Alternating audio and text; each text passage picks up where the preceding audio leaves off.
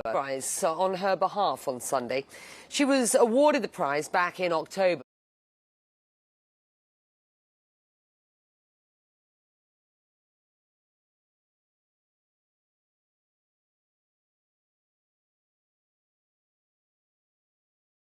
Authoritarianism, and the anthem of the people's triumph on the streets of Iran will resonate worldwide. Well, in her lecture, Mohammadi highlighted how young people in Iran have been a catalyst for civil resistance, adding, quote, the Iranian people will dismantle obstruction and despotism through their persistence. Have no doubt, she said, this is certain. Well, before the ceremony, CNN's Jamana Karadche caught up with Mohammadi's children in a CNN exclusive. They talk about the pain of her imprisonment and their fading hopes of ever seeing her again. Ali and Kiana are preparing for the proudest moment of their lives. Who sits there? The king. The king. And the day they'll stand on the world stage here in the historic Oslo City Hall to receive the Nobel Peace Prize on behalf of their mother, Narges Mohammadi. This is very symbolic for us. Narges is a flower in Iran. Ah, I see. Yes. Okay. We joined them as they got a first look at the room where they'll also present her Nobel lecture smuggled out of Iran's Evin prison. En me tenant ici, j'essaie de visualiser. Standing here, I'm trying to visualize the crowd, Kiana tells us. We will have to live up to this. A lot of important people will be here. The 17-year-old twins' first language is French. They were not yet 9 when they left Iran with their father for self-exile in Paris, after their mother was ripped away from them by a regime that has tried and failed to silence her. We are extremely proud of all that she's done, but what really saddens us today is that she's not here, because we should not be the ones being interviewed. That's my mother's right. But we'll do our best to be her voice and represent what is happening in Iran. Their mother has been punished time and time again, sentenced to a total of 31 years and 154 lashes for standing up for political prisoners, against the death penalty and the compulsory hijab, and for exposing sexual assaults in prisons. She's been accused of anti-regime propaganda and threatening national security.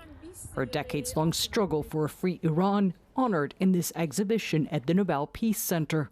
So we have been able to tell the story about Narges from 1979, 1990. Part of the exhibit is this recreation of the tiny cell where prisoners like Mohammadi and her husband, who is also a political activist, were locked up during solitary confinement.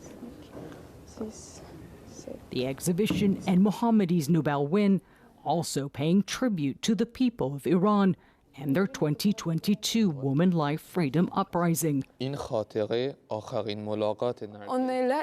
not just here for our family, but for freedom and democracy. We feel mostly proud, brave, and determined, a determination we got mostly from our mother. I can't imagine what it's been like for you growing up without your mother being there. From the time I was 4, when my father was arrested by the Revolutionary Guards, I realized that my family would never have an ordinary life. My mother has been more than just any mother. She chose to fight the government for me and my sister so that my sister could have the same rights as me. Of course, at times in my life, I wanted her by my side. At puberty, your body changes. It's the kind of question you'd ask your mom. I had no one to ask, so I learned by myself. I would have loved if she could have taken me shopping, taught me how to wear makeup and how to handle my body.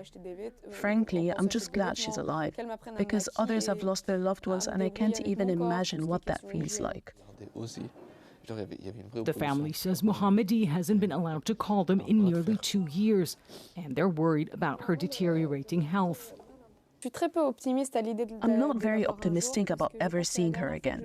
My mom has a 10-year sentence left, and every time she does something, like send out the speech we'll read out at the ceremony, that adds to her sentence.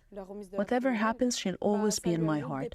And I accept that because the struggle, the movement, woman life freedom is worth it.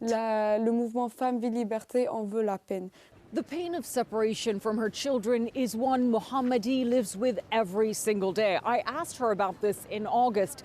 With the help of intermediaries in Iran, she responded in writing. Mohammadi said, quote, "If I look at the prison through the window of my heart, I was more of a stranger to my daughter and son than any stranger.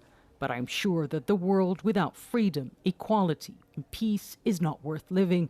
I have chosen not to see my children or even hear their voices and be the voice of the oppressed people, women and children of my land."